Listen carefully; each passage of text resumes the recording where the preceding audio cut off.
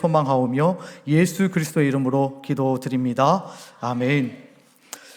자, 우리 인사하겠습니다. 사랑합니다. 축복합니다. 다시 한번 할 때까지 한 명이 안 했어요. 사랑합니다. 축복합니다. 저번 주에 설교 제목이 무엇이었습니까? 김주원 자매님, 저번 주 설교 제목이 무엇이었습니까? 누구의 씨름? 1번 야곱, 2번 아담. 야곱의 씨름이었습니다. 궁극적으로 우리가 씨름하면서 이겨야 될 대상이 있다라고 말씀드렸어요. 누구다? 에서도 아니고 인생에서 만나는 라반도 아니고 누구다? 하나님이시다. 우리가 하나님과 씨름하여 이기며 살아야 된다라고 말씀을 드렸습니다. 그러면 어떻게 그 전능하신 하나님을 우리가 이길 수 있겠는가? 방법은 단 한 가지였어요. 무엇이었습니까? 바로 우리가 하나님 앞에 완전하게 굴복하는 것. 두 손 두 발 다 들고 항복하며 나올 때 하나님께서는 우리에게 복을 주시고 야곱에게 하셨던 것처럼 네가 나와 겨루어 이겼다라는 이스라엘의 칭호를 그렇게 허락해 주신다라고 말씀을 드렸습니다. 그러면 인생에서 만나는 수많은 고난과 아픔들을 우리는 충분히 또 이해할 수 있고 또 이겨나갈 수 있는 거죠. 칼빈의 이야기가 우리에게 굉장히 도전이 되었습니다. 하나님께서는 왼손으로는 우리를 억누르시지만 삶의 고난과 역경을 주시지만 오른손으로는 어떻게 해요? 그것을 감당하고 지탱할 수 있는 힘을 주신다라고 말씀을 드렸어요. 두 손 모두 무엇을 위한 것입니까? 우리에게 복 주시기 위한 하나님의 방법이라는 사실을 알 수가 있습니다. 그 하나님의 전능하신 손에 붙들려서 평생을 하나님을 이기며 살아가는 복된 우리 모든 청년들 될 수 있기를 예수 그리스도의 이름으로 축복합니다. 우리가 수련회는 이제 넘어가고 수련회 전에 보았던 말씀의 주제들이 있었어요. 영적 침체. 소망이 있습니다. 영적 침체에 대한 주제로 우리가 계속해서 지금 말씀을 보고 있습니다. 침체는 나에게도 굉장히 치명적이지만 동시에 그것을 바라보게 되어진 믿음의 지체들, 공동체에게도 굉장한 아픔을 준다라고 말씀을 드렸어요. 그래서 우리가 이것을 극복하기 위해서는 어떻게 해야 되느냐? 우리 자신을 말씀으로, 우리의 영혼을 말씀으로 장악하고 지배할 수 있어야 된다라고 말씀을 드렸어요. 그래서 그 중에 하나 알려드린 방법이 무엇이었습니까? 너는 누구에게 소망을 두라? 하나님께 소망을 두라. 여러분의 영혼에 끊임없이 오염된 것들이 딱 자리 잡게 되어질 때, 또 불편한 것들이 우리의 영혼을 잠식하려고 할 때 당당하게 말씀으로 너는 누구에게 소망을 둬라? 하나님께 소망을 둬라. 이렇게 이야기하면서 선포하면서 여러분의 영혼을 지배해가라고 말씀을 드렸습니다. 오늘은 계속해서 영적 침체에 대해서 좀 보려고 하는데, 오늘 본문의 말씀을 그 영적 침체라는 그런 카테고리를 가지고 좀 접근을 해보고, 그래서 그 안에서 하나님께서 주시는 교훈을 우리가 좀 함께 나눠 보려고 합니다. 오늘 말씀을 잘 읽어보셨을 거예요. 함께 읽었으니까. 예수님이 평소와 다른 방법으로 맹인을 고치시는 장면이 등장하고 있습니다. 여러분 읽어보면서 어떤 점이 독특하다고 여기셨어요? 독특하다. 다른 사건들과 뭔가 독특하다 느낌을 받으셨을 텐데, 눈을 갑자기 안 마주치는 이런 기적이 뒤에 있는 분을 해야 될 것 같아요. 우리 3월 15일 날 출국한 우리 다정이 어디 있어요? 어떻습니까? 우리 다정이 오늘 읽어보면서 두 가지 좀 독특하다, 예수님이 좀 다르게 행동하신다라는 느낌을 받았는데, 두 가지가 뭐 같아요?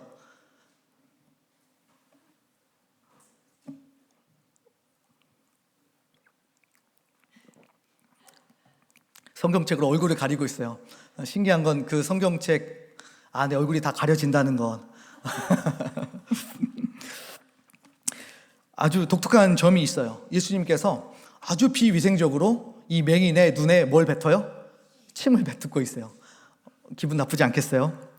아마 예수님이 지금 이 시대에 병자의 눈에 침을 뱉으셨다라고 한다면 그 짤만 돌아다니면서 SNS에 그러면서 엄청난 사회적 이슈를 야기했을 것입니다. 또 한 가지가 있어요. 예수님이 맹인을 고치기 위해서 몇 번 시도하셨습니까? 2번 시도하셨어요. 이 본문을 가지고 아주 상상력이 풍부한 학자들은 이렇게 해석을 합니다. 예수님이 침을 뱉으신 이유는 침의 효능을 알아서다.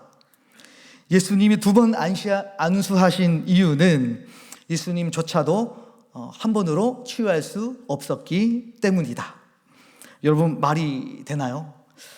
한마디로 온 천지 만물을 창조하시는 그런 예수님, 한 말씀으로 죽은 자를 일으키시는 그 예수님이 무슨 침의 효능이 필요하고 또 2번의 안수가 그렇게 필요하겠습니까?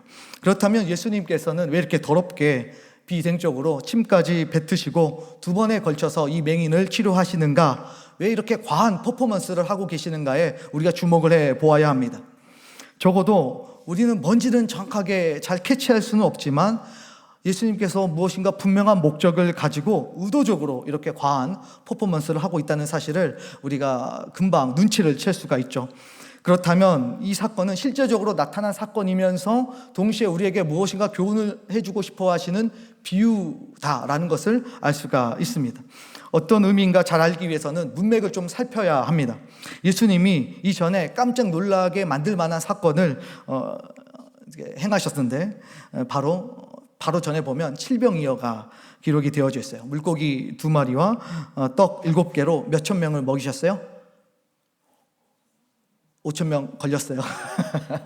칠병이어, 그렇죠. 4천 명을 먹이시고 7강주리를 남기셨습니다. 또 그 전전으로 돌아가면 마가복음 6장 정도에 보면 비슷한 사건이 또 등장하죠. 오병이어 사건이요. 떡 5개와 물고기 2마리로 5천 명을 먹이시고 12강주리가 남게 되어지는 사건이 있었습니다. 이 2가지 놀라운 기적을 보았으면, 그리고 이 이상의 기적을 보면서 살았으면 적어도 눈앞에 계신 분이 누구신지에 대해서 알아야만 하는 사람들이 있어야 합니다. 그런데 어느 누구도 전혀 예수님에 대해서 알아채지 못하고 있었다라는 사실입니다.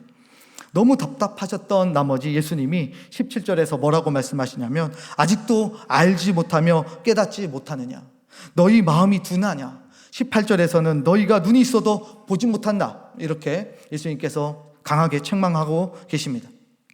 그리고 나서 이 맹인을 독특한 치료 절차를 통해서 치유하고 계시는 거죠. 자, 그렇다면 이 맹인은 누구를 의미하고 있을까요? 누구가 타깃이 되어져서 이 맹인과 함께 동기화가 되어져 가고 있습니까? 예수님과 함께 있으면서 많은 기적들을 보고 있지만 아직도 깨닫지 못하고 살아가고 마음이 둔하여서 보지 못하는 누구? 제자들이죠. 제자들에게 지금 이 맹인을 통해서 예수님이 하고 싶은 말씀을 하고 계시는 것입니다. 그래서 이게 1차적인 대상이 바로 제자들. 그러면 2차적으로는 누구까지 포함이 되어져야 될까요? 오늘 말씀을 읽고 예배에 참석한 누구? 우리까지도 그 안에 포함이 되어져야 합니다. 이 해석은 수많은 보수적인 학자들이 또 동의하는 내용입니다. 따라서 오늘 말씀을 통해서 우리 모두가 밝히 보여지게 되고 정확하게 인지하게 되어지는 은혜가 있기를 바랍니다. 저는 오늘 이 맹인의 3단계의 상태를 좀 나누어 보면서 좀 설명을 하려고 해요. 그리고 이를 통해서 우리의 영적인 상태를 좀 체크해 볼 수 있었으면 좋겠다. 우리가 나아갈 방향성을 정했으면 좋겠다. 이런 마음으로 오늘 말씀을 준비했습니다. 첫 번째 맹인의 상태는 어떤 상태입니까? 전혀 보이지 않는 상태입니다. 어떤 상태요? 전혀 보이지 않는 상태. 맞았어요. 맹인의 첫 번째 단계는 전혀 보이지 않았다라고 하는 것에 있습니다. 그의 눈에는 어두움만 있을 뿐 그 어떤 빛도 사물의 움직임도 알아볼 수가 없었습니다. 만약 선천적인 질환이었다라고 한다면 그는 단 한 번도 빛의 세상을 경험해 보지 못했을 것이고, 그렇다는 것은 어둠이 훨씬 익숙한 삶을 살았다는 것을 의미합니다. 어찌 보면 자신이 어둠 속에 있다는 사실조차도 알 수 없는 절대적인 영적인 무지한 상태를 의미하고 있는 것입니다. 그러니까 이 맹인은 빛이신 예수님이 그 마을에 있어도 스스로 찾아올 수가 없었습니다. 그래서 성경은 에베소서 5장 8절에서 우리의 옛 상태를 이렇게 설명하고 있습니다. 너희가 전에는 어둠이더니, 너희가 전에는 어둠이더니, 우리가 어둠 속에 있었다라고 성경은 말하고 있습니다. 이것을 또 협의적으로 보면 제자들이 아직 예수님의 부르심을 받지 못한 때를 의미하고 있습니다. 그러나 광의적으로 보면 오늘날 아직 예수 그리스도의 존재를 알지 못하는 그 모든 불신자들을 의미하고 있습니다. 그야말로 진리가 무엇인지, 자신이 어떤 상태에 있는지조차 알지 못하는 영적인 상태에 놓여 있는 것이죠. 그들 스스로 구원자가 필요하다라고 하는 인식을 할 수가 없고 제 심각성에 대해서도 굉장히 무감각한 그런 단계에 있는 것입니다. 이미 빛이 이 세상에 있음에도 불구하고 그 빛을 인지하지 못하니 그야말로 하나님의 아픈 손가락, 그런 상태에 있는 하나님의 백성들입니다. 요한복음 1장 5절입니다. 우리가 함께 읽어볼까요? 시작. 빛이 왔어도 어둠은 깨닫지 못하는 것입니다. 우리 주위에 이런 분들이 얼마나 참 많이 있습니까? 예수 그리스도가 이 땅에 빛으로 오셨는지 2000년이 넘었음에도 불구하고 아직도 빛이 온지 모르고 살아가는 수많은 영혼들이 이 땅에 있습니다. 그 사람들이 나와 전혀 관계가 없는 사람이라고 한다면 그나마 좀 통증이 덜하고 그래도 괜찮게 살아갈 수가 있는데, 내 가족이라면, 내 일가 친척이라면, 내 친구라면 그런 친구들이 빛 대신 예수 그리스도를 알지 못하고 살아가는 모습을 보는 것은 여간 고통스럽지 않습니다. 그야말로 끝나지 않는 가슴 아리가 됩니다. 그런데 잘 들어보십시오. 그런데 아파만 할 것이 아닙니다. 아파만 해서는 답이 나오지 않습니다. 오늘 이런 영적인 맹인을 위해서 사람들이 한 일이 있습니다. 우리 22절 말씀 함께 읽어볼까요? 시작. 벳세다의 이름에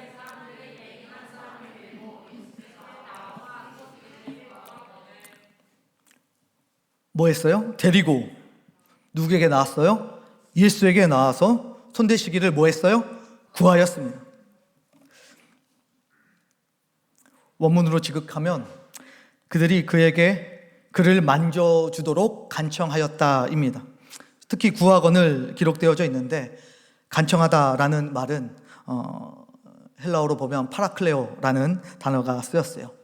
그러니까 파라는 옆에라는 뜻이고 카레오는 부르다, 두다, 그리고 부르다 이런 뜻을 가지고 있어요. 그러니까 이 마을 사람들이 이 맹인을 데리고 와서 예수님께 뭘 요구하는 거예요? 예수님 옆에 불러주시기를 원하고 기도하고 있는 내용입니다. 파라카레오라고 이야기를 하면 우리가 마태복음에서도 등장을 해요. 마태복음 공부를 했던 성경 강좌를 들었던 우리 청년들은 기억하겠지만 파라카레오는 위로라는 뜻도 번역이 됩니다. 그러니까 우리가 위로한다라고 이야기했을 때 예수님은 자기 옆으로 그 영혼을 부르셔서 함께 있는 것, 이게 바로 진정한 위로죠. 그러니까 어떻게 보면 이 마을 사람들이 이 맹인의 치유를 바라기도 하면서 동시에 예수님 옆에 불러서 좀 위로해 주십사 이렇게 요청했는지도 모르겠습니다. 어둠에 있는 자가 밝히 보게 되어지는 기적은 결코 그냥 혼자서 일어나지 않습니다. 누군가 데리러 나가는 수고로움이 있어야 하고 누군가는 예수님 곁으로 불러주시도록 간청하는 간절한 기도가 동행이 되어져야 합니다. 먼저 보게 된 자들의 적극적인 도움이 없이는 이 영적인 치유 사건이 결코 일어나지 않는다는 사실을 우리가 깨달아야 하는 것입니다. 여기에 우리가 해야 될 사명, 본질적 사명이 있습니다. 우리는 세상에 소경된 자를 위해서 기도하면서 예수님 앞으로 데리고 나와야 한다는 것, 이것이 우리가 가져야 될 과업이에요. 아무것도 하지 않는 것이 아니라 이렇게 영적인 무지 안에서 예수를 모르고 살아가는 사람들을 예수께로 끌어오는 것, 이것이 바로 우리가 해야 될 과업입니다. 우리가 이제 새생명 작정 카드를 쓰게 될 텐데 여러분 주보에 받으셨어요? 한번 들어보시겠어요? 자, 보면 새생명 작정 카드가 있습니다. 보시죠. 부담스럽게 5칸이나 있어요. 한 칸만 있어도 될 것 같은데 매년 하는 거죠. 왜 해야 되는지 모르겠습니다 라고 말하는 우리 청년들도 있을 것 같고, 아무튼 쓰기가 굉장히 부담스러운 것도 사실입니다. 솔직하게 말씀드릴게요. 저도 부담스러워요. 목사인 저도 쓰려고 하면 영적인 부담감을 느낍니다. 그런데 이 작전 카드를 쓸 때 저는 두 가지 마음을 가지려고 노력합니다. 먼저는 이렇게 강제적으로라도 내가 이 작전 카드에 영혼의 이름을 쓰고 마음에 품고 기도하겠다. 이거라도 안 하면 제대로 기도 한번 못 해주고 그렇게 1년이 끝날 것만 같다. 한 해가 끝나면 글쎄요, 정말 세게 시게 하나님 앞에서 현타를 맞게 되는 경우들을 발견하게 되기 때문입니다. 그러니까 저의 연약함과 약함 그리고 악함을 극복하기 위해서 작전 카드를 쓰고 성경에 놓는 것이죠. 작전 카드를 보면 내라는 부분이 있고 개인용으로 보관하는 부분이 있어요. 개인용으로 보관하는 부분은 잘라서 성경에 책갈피로 저는 사용을 많이 하려고 노력을 합니다. 그래서 책갈피로 사용하니까 볼 때마다 우리가 자동적으로 기도할 수밖에 없게 되고, 그때 내가 이렇게 작정했는데 다시 한번 기도해야지 이런 마음을 갖게 되는 거죠. 이걸 안 쓴다, 아무것도 안 한다 라고 했을 때 정말 사랑하는 영혼들 위해서 우리가 1년 동안 몇 번이나 기도할 수 있겠습니까? 사람은 그렇게 의지가 단단한 존재가 아니기 때문에 우리가 이렇게 시스템화하지 않으면 영혼을 위해서 기도하는 그런 선한 일들이 우리 안에 일어난 일들이 매우 적다라는 것을 인정하는 것이죠.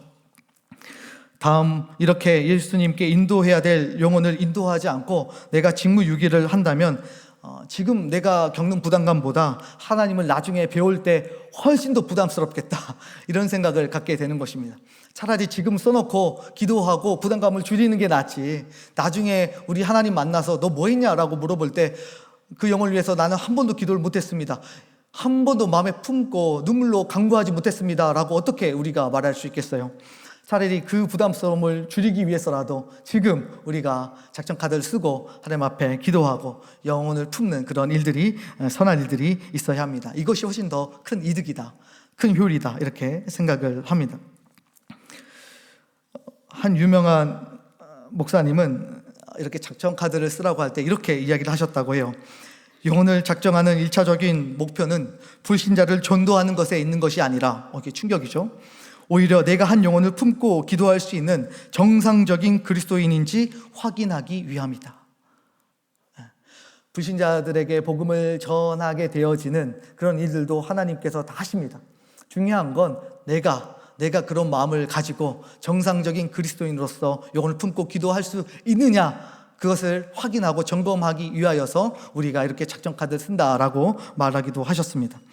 그러니까 자신을 위해서라도, 영혼을 위해서라도 우리가 그렇게 영혼을 품고 또 그 영혼을 바라보면서 기도하는 것은 매우 중요한 일이 아닐 수가 없는 것입니다. 목사님, 저는 적을 이름이 마땅히 없습니다. 누굴 써야 될지 잘 모르겠습니다. 이렇게 질문하는 분들이 많이 계세요. 오늘 본문에서 누가 맹인을 예수님께로 데려왔습니까? 누가 데리고 왔어요? 누가 데려왔습니까? 22절에 사람들이, 마을 사람들이에요. 오랜 시간 그를 보고 만나고 함께 삶을 살았던 그 맹인을 데려온 것입니다. 볼 때마다 어떤 감정이었을까요? 미안함이 있었을 것이고요, 자신만 보는 것에 대한 미안함, 그리고 또 안타까움이 있었을 것입니다. 혹시 내가 믿고 사는데 이 사람을 생각할 때 미안함과 안타까움이 몰려오는 그런 사람이 있습니까? 아니면 복음을 전해주고 또 기도해주지 못한 것 때문에 왠지 천국에 가서도 뭔가 미안할 것만 같은 그런 사람이, 또 그런 분이 주위에 있으십니까? 왜 너는 맨날 나를 보면서도 예수 믿으라는 말 한 번도 안 해서 이 구원에서 미끄러지게 했느냐라고 말할 만한 그런 사람이 주위에 있습니까? 핀잔을 들을 것 같은 그 사람, 핀잔을 줄 것 같은 그 사람 누구입니까? 그 사람이 바로 하나님이 여러분들에게 보내신 영혼입니다. 저는 한 주간 여러분들이 기도하시면서 하나님이 여러분들에게 맡겨주신 영혼이 누구인지 주위를 잘 둘러보시고 그 영혼을 품고 또 써서 기도할 수 있는 우리 남청이 될 수 있기를 다시 한번 예수 그리스도 이름으로 축복합니다. 누군가는 여러분들 위해서 기도하고 부담을 가졌을 거예요. 우리도 그 정도의 부담은 좀 가지고 살아가는 것도 나쁘지 않습니다.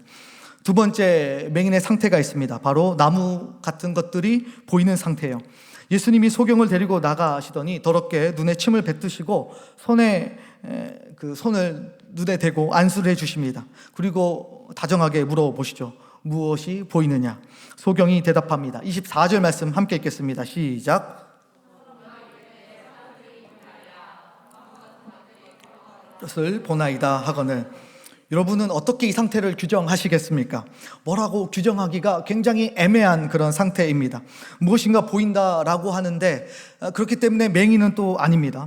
그런데 또 완전하게 보지는 못하기 때문에 또한 맹인입니다. 본다고도 할 수 있고 못 본다라고도 할 수 있는 그런 어중간한 상태에 놓여져 있습니다. 제가 가장 지적하고 싶어하는 단계입니다.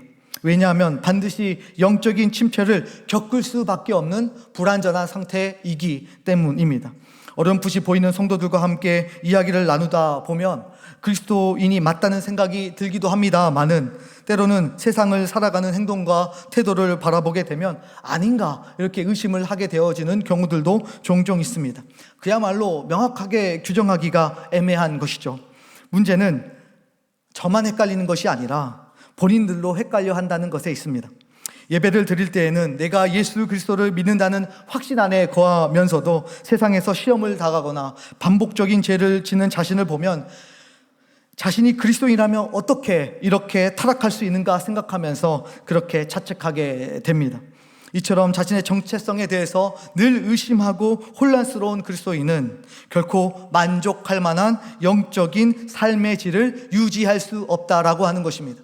그렇기 때문에 침체에 빠져들게 된다라고 하는 것입니다. 저는 세상에서 가장 불쌍한 그리스도인이 바로 이 영역에 소속되어져 있는 그리스도인이라고 생각합니다. 이유는 두 가지입니다. 이런 사람은 세상에서도 결코 모든 것을 내려놓고 즐겁게 놀 수가 없습니다. 왜냐하면 어설프게라도 빛 대신 주님을 보고 말았기 때문입니다. 아무것도 보이지 않을 때에는 차라리 나름 자신의 삶에 적당한 만족도를 가지고 아무런 문제의식 없이 그렇게 살아갈 수 있었을 것입니다. 그러나 이제는 아닙니다. 어렴풋게나마 어떻게든지 간에 눈이 띄어져서 보게 되어진 상황이기 때문입니다. 기독교가 완벽하게 옳다라는 확신까지는 하지 못할지라도 자신의 인생과 세상의 것들이 확실히 잘못되었다는 사실은 충분하게 인지하게 된 것입니다. 그러면서 영원한 진리를 기초 삼아서 하나님을 거룩하게 경외하며 살아가는 그리스도인들을 바라보면서 야, 저게 진짜 삶이지, 저렇게 사는 것이 맞는 것이지 라고 생각합니다. 그리고 선망하면서 살아가게 되죠. 그러니 자신의 삶에 대해서 불만과 허무함이 찾아오는 것은 너무나 당연합니다. 왜냐하면 질적으로 완전히 다른 삶을 살아가고 있기 때문입니다. 그렇게 그들은 만족함이 없는 세상 속에서 또 아쉽게 결코 정신줄을 놓고 재미있게 인생을 신나게 살아갈 수가 없습니다. 그렇다고 교회에서 진리의 복된 삶을 온전히 영위하는 것도 어렵습니다. 세상에서 못 놀면 교회에서라도 신나게 놀고 행복해야 되는데 결코 그렇게 살아갈 수 없습니다. 이것도 저것도 아닌 애매한 상태에 머무르게 됩니다. 학교에서 직장에서도 자신의 포지션이 애매하면 정말 다니고 싶지 않고 그 모임에 끼고 싶지 않습니다. 교회도 마찬가지죠. 그럼에도 불구하고 대부분의 그리스도인들이 이 어중간한 상태, 이 중간 상태, 이렇게 희미하게 보이는 상태에 놓여져 있다라고 하는 사실이 가슴 아프게 하는 것입니다. 그렇다면 왜 이 상태로 머물러 있는 것입니까? 로이드 존스 목사님이 두 가지를 명확하게 밝히고 있습니다. 첫 번째, 이렇게 중간에 위치한 자들은 명쾌한 진리의 정의를 싫어한다. 명쾌한 진리의 정의를 싫어한다라고 이야기합니다. 왜냐하면 진리가 명확하게 정리되고 정의되면 반드시 무거운 책임과 요구가 뒤따르기 때문이에요. 예를 들어서 하나님이 말씀하십니다. 내가 거룩하니 너희도 거룩하라. 얼마나 성경이 명쾌하고 분명하게 기술하고 있습니까? 그런데 듣는 우리는 이 명확한 진리가 매우 불편한 것입니다. 그래서 부담을 느끼는 사람들이 하나같이 큰 소리로 그렇게 반박합니다. 교회는 너무 정확하고 율법적이라서 우리의 삶을 경직되게 하고 편협하게 만들지 않습니까? 저는 그렇다고 대답하고 싶습니다. 그렇습니다. 인정합니다. 십자가의 길은 협착하고 무겁고 정확합니다. 그래서 어설프게 십자가 주위에 서 있으면 오히려 경직되고 편협해지면서 숨을 쉴 수가 없는 상황에 놓이게 됩니다. 그러나 진리 안에 완전히 스며들게 되면, 진리 안에 완전히 들어오게 되어지면 그 안에 진정한 자유와 행복을, 참된 쾌를 영위할 수 있게 되어지는 것입니다. 요한복음 8장 23절 말씀 우리 함께 읽을까요? 시작. 진리를 알지니 진리가 너희를 자유롭게 하리라. 아멘. 진리 안에 명확하게 들어오는 사람, 분명하게 인벌브 되는 사람은 자유롭게 됨을 경험할 수 있는 것입니다. 주님의 말씀이 답답하게 느껴지는 이유가 도대체 무엇입니까? 왜 이 진리가 여러분들에게 불편함을 주고 답답함을 줍니까? 말씀이 답답한 것이 아니라 여러분들이 어중간하게 서 있기 때문입니다.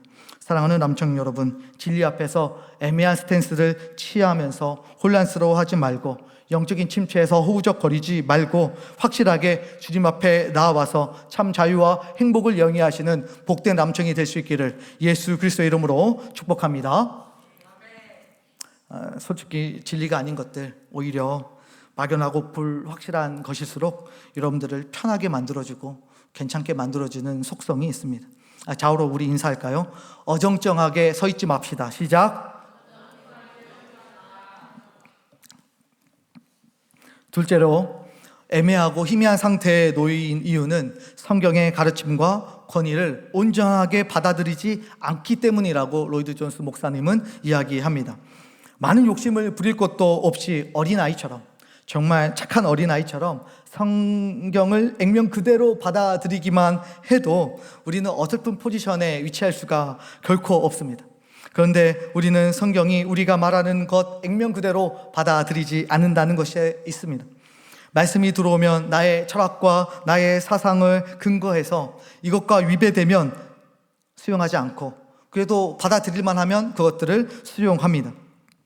말씀을 아주 선택적으로 수용하는 것인데, 이런 방법으로는 진리의 희미성이 결코 거치지 않는 것입니다. 칵테일 파티 효과라고 들어보셨습니까? 파티에 참석한 사람들이 시끄러운 소음이 있는 방에서도 대화자의 이야기를 선택적으로 집중해서 받아들이는 현상입니다. 이를테면 아무리 많은 남자들이 크게 그 한 공간에서 이야기를 하더라도 자신이 좋아하고 사랑하는 남자의 속삭이는 말은 다 인지하고 선택적으로 다 받아들인다라고 하는 그런 이론이에요.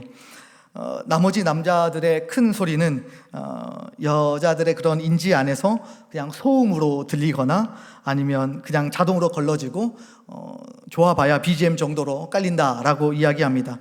나랑 맞지 않는 진리의 말씀을 자동적으로 걸러버리거나 BGM으로 들려버린다라고 한다면 그 어찌 더 넓은 풍성한 밝히 보는 세계로 우리가 나아갈 수 있겠습니까? 지금 이 순간에도 목사님의 설교가 BGM처럼 들리고 있다라고 한다면 글쎄요, 어떻게 하겠습니까? 아찔합니다.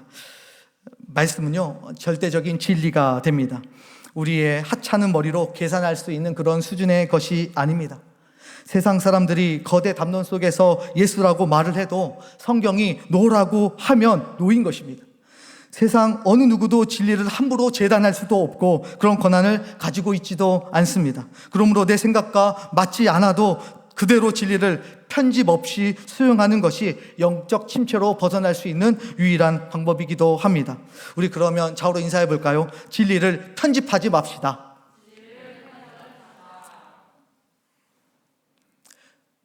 말씀을 인사를 서로 안 하니까 하나 더 하려고 그러다가 막혔어요. 사랑하는 남청 여러분, 더 이상 애매한 위치에 놓여 있지 말고 진리를 선택적으로 수용하지도 말고 진리의 세상 속에 거침없이 저돌적으로 달려 들어와서 교회 안에 머무는 예수 그리스도의 품 안에 머물게 되어지는 저와 여러분이 될 수 있기를 다시 한번 예수 그리스도의 이름으로 축복합니다. 오늘 한 가지만 더 할까요? 세 번째 단계가 있어요. 바로 밝히 보는 상태입니다. 맹인이 보는 마지막 단계입니다. 25절 말씀 함께 읽어볼까요? 시작.